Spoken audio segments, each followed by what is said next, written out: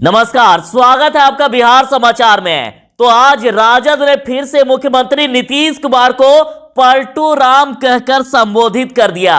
तो ये भारत बजट 2021 को लेकर बड़ी फजीहत हो रही है, सरकार घिरते हुए नजर आ रही है।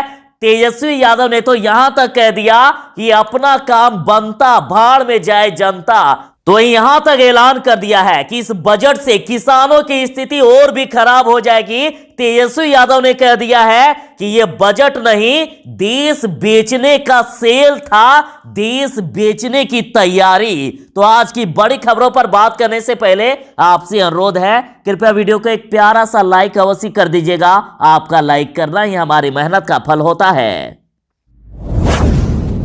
राजद ने मुख्यमंत्री नीतीश कुमार को पलटू राम कह दिया, सत्ता के लालची पलटू राम कहा। देखिए, राजद ने कहा है कि यह जालिम भाजपाई सरकार देश को बर्बाद करने पर तुली है। नीतीश कुमार जैसे सत्ता के लालची पलटू राम देश के किसानों को कुचलने वाले ऐसे कृत्यों में इनका सहयोग कर रहे हैं। शर्मनाक है। कहा गया कि नीतीश कुमार शर्म करो।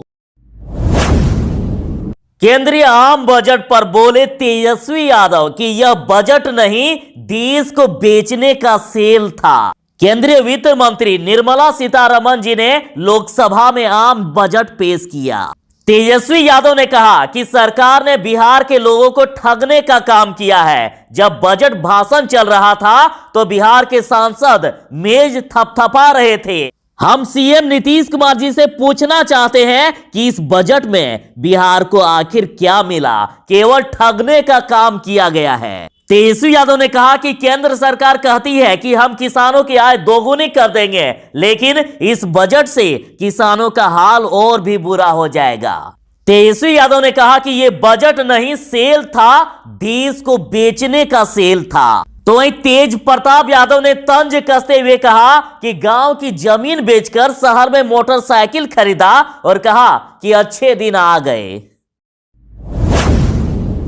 सरकार के द्वारा बजट पेश किया गया। मोदी सरकार के बजट से विपक्षी दल को तो छोड़ ही दीजिए, अब सरकार के अपने ही नेता इनसे खुश नहीं हैं। जीतनराम मांझी भी नाखुश है, बोले कि SC/ST वर्ग को खतरा है, सरकारी कंपनी को बेचने से विपक्ष दुखी। तो ये तेजस्वी यादव ने कहा कि अपना काम बनता, भाड़ में जाए जनता। हिंदुस्तान आवाम मोर्चा के जीतनराम मांझी इस बजट से काफी दुखी हैं। अपने ही सरकार के लोग देख लीजिए बजट से दुखी। दरअसल सरकारी कंपनियां जो कि लंबे समय से घाटे में चल रही है, मोदी सरकार ने इन कंपनियों को अब और घाटा सहने के मूड में नहीं है और इसी कारण इन्हें निजी हाथों में सौंपने का फैसला कर लिया है, निजी हाथों में बेचने का फैसला जैसा। बजट पेश करने पर जेएनयू छात्र संघ के पूर्व अध्यक्ष और भाकपा नेता कन्हैया कुमार ने कहा है कि बजट ऐसा पेश किया कि मानो देश में बिकवाली का बम्पर मेगा सेल चल रहा है। पता नहीं सरकार चला रहे हैं या हर एक माल की दुकान। तो वहीं रवीश कुमार जी ने कहा कि OLX पर आप मोदी जी से कुछ भी खरीद सकते हैं। तो वहीं RLSP के प्रधान महासचिव माधव आनंद ने कहा है कि पूरे बिहार के लोग सालों से आस लगाए बैठे हैं कि बिहार को विशेष राज्य का दर्जा मिलेगा, लेकिन ऐसा कुछ भी नहीं हो सका। तो वहीं उपेंद्र कुशवाहा जी बोले कि किसानों को भी सरकार ने दिखाया ठेंगा, बजट में बिहार के लिए कुछ भी नहीं। तो देख लीजिए बिहार सरकार के कारनामे। अब मुर्दे भी लेंगे परीक्षा, जो मर गए हैं उनको परीक्षा ड्यूटी में लगा दिया गया है। तो इस पर तेजस्वी यादव ने कहा कि सरकार का ईमान मर चुका है, सरकार मुर्दा हो चुकी है, इसलिए मुर्दा हो चुकी सरकार खोज रही है मुर्दे। दरअसल बिहार सरकार ने इंटरमीडिएट की परीक्षा में मृत, रिटायर्ड और गुमनाम शिक्षकों की भी ड्यूटी लगा दी है। दरअसल भास्कर न्यूज के अनुसार इस बार इंटर की परीक्षा में विभाग ने मृत लोगों को भी शिक्षक बना दिया है। सुनने में भला अटपटा लग रहा है, किंतु विभाग द्वारा जारी पत्र में इसका खुलासा हुआ।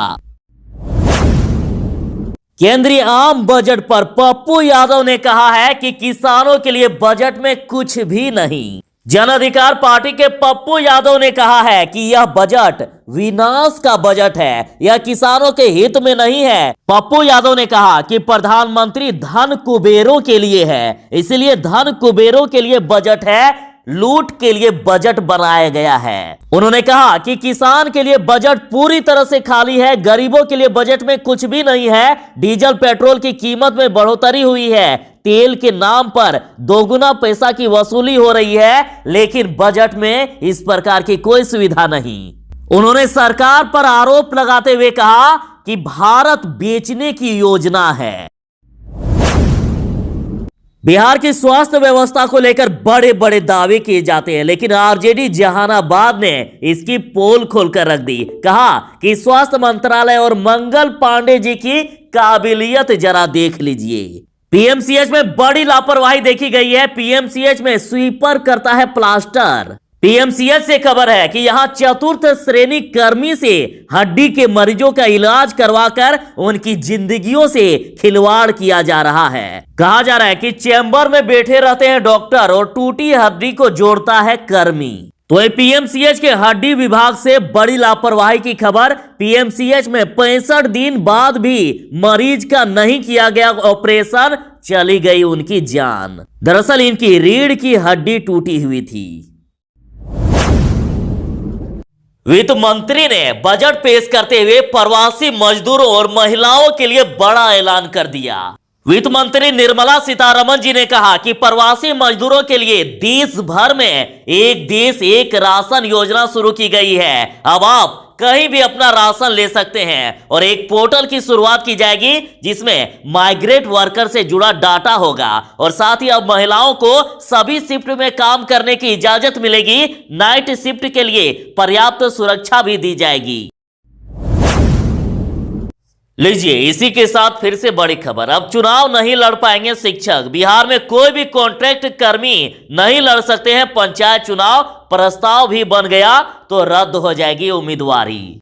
बिहार चुनाव आयोग ने निर्णय दिया है कि जो कर्मचारी बिहार सरकार के किसी भी विभाग में अनुबंध पर काम करते रहेंगे वो चुनाव नहीं लड़ सकते हैं। यहां तक कि अनुबंध वाले कर्मी किसी उम्मीदवार के प्रस्तावक भी नहीं बन सकते हैं, और यदि प्रस्तावक बन भी गए तो उसका नामांकन रद्द कर दिया जाएगा। बजट पेश के दौरान सीनियर सिटीजन के लिए स्पेशल ऐलान किया गया है। खुशखबरी है, 75 साल से ज्यादा के बुजुर्गों को अब नहीं देना होगा टैक्स। वित्त मंत्री ने सीनियर सिटीजन के लिए स्पेशल ऐलान किया है। अब 75 साल से अधिक उम्र वालों को आईटीआर नहीं भरना होगा। इसके साथ ही एनआरआई के लोगों को भी राहत दी गई है। वित्त मंत्री ने कहा कि लोगों को टैक्स भरने में काफी मुश्किलें होती है, लेकिन अब इस बार उन्हें डबल टैक्स सिस्टम से छूट दी जाएगी। साथ ही ऐलान कर दिया कि देश में 100 नए सैनिक स्कूल भी खोले जाएंगे। बिहार में बढ़ते अपराध को लेकर आरजेडी ईस्ट चंपारण का कहना है कि नीतीश सरकार सुशासन में फेल। देखिए, भगवानपुर में लुटेरों ने कपड़ा व्यवसायी की हत्या, तो इन नालंदा में 2 भाइयों की हत्या कर दी गई। तो आम आदमी की तो बात छोड़ दीजिए, अब पुलिस वाले भी सुरक्षित नहीं। देखिए, बाढ़ रेलवे स्टेशन पर जीआरएफ दरोगा को दौड़ा दौड़ा कर गोली मार दी गई। दिन दहाड़े पुलिस वाले की हत्या हो गई है। चाचा भतीजे को गोलियों से भुना। तो इन सब पर आरजेडी ईस्ट चंपारण ने कहा कि हत्यारों का खेल, अपराध रेलम पेल, नीतीश सरकार सुशासन में फेल। तो वहीं युवा राजद नेता विशाल यादव का कहना है कि बिहार में अपराधियों का मनोबल इस कदर बढ़ा हुआ है कि पुलिस पर ही गोलियां चलाई जा रही है। रक्षा करने वाला ही सुरक्षित नहीं तो आम जनता की सुरक्षा कौन करेगा। राजद ने कहा कि जिन मार्गों पर किसान डटे हैं वहां कंक्रीट के अवरोधक बनाए जा रहे हैं। ये भाजपा सरकार चीन को 5-7 किलोमीटर अंदर आकर गांव के गांव बसाने से नहीं रोक सकती, लेकिन अपने ही अन्नदाताओं को उनके लोकतांत्रिक हक से वंचित करके उन्हें आतंकवादी इत्यादि बोलकर उनके साथ आतंकवादियों जैसा बर्ताव कर रही है। और कंक्रीट से बने कुछ गतिरोधक और कंक्रीट से बने कुछ अवरोधक, कुछ बैरिकेड की तस्वीर भी शेयर की गई है। आप देख सकते हैं कि किसानों के साथ किस तरह से बर्ताव किया जा रहा है।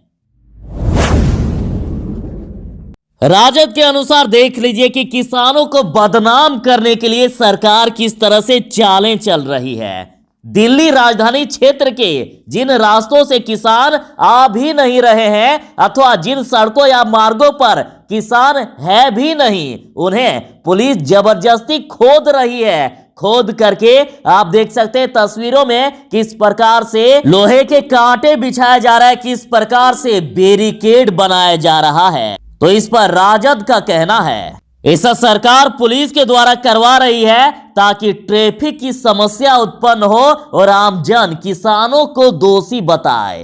तो इसके रिट्वीट में DRX Chandan Yadav Twitter user लिखते हैं कि सत्ता पक्ष अपने पापा अंबानी अडानी को लाभ पहुंचाने के लिए किसी भी हद तक गिर सकते हैं। सरकार का बड़ा ऐलान, पश्चिम बंगाल समेत चुनावी राज्यों के लिए खास ऐलान किया गया है। कई शहरों में मेट्रो प्रोजेक्ट को भी बढ़ावा दिया जाएगा। वित्त मंत्री निर्मला सीतारमण जी ने कहा कि तमिलनाडु में 1.03 करोड़ लागत से नेशनल हाईवे प्रोजेक्ट, इसी में इकोनॉमिक कॉरिडोर भी बनाए जाएंगे। केरल में 65,000 करोड़ रुपए के नेशनल हाईवे बनाए जाएंगे। मुंबई कन्याकुमारी इकोनॉमिक कॉरिडोर का ऐलान किया गया। पश्चिम बंगाल में भी कोलकाता सिलीगुड़ी के लिए नेशनल हाईवे प्रोजेक्ट का ऐलान, और असम में अगले 3 साल में हाईवे और इकोनॉमिक कॉरिडोर का ऐलान किया। साथ ही बताया गया कि राष्ट्रीय रेल योजना 2030 तक तैयार हो गई है। कुल 1,10,000 करोड़ रुपए का बजट रेलवे को दिया गया है।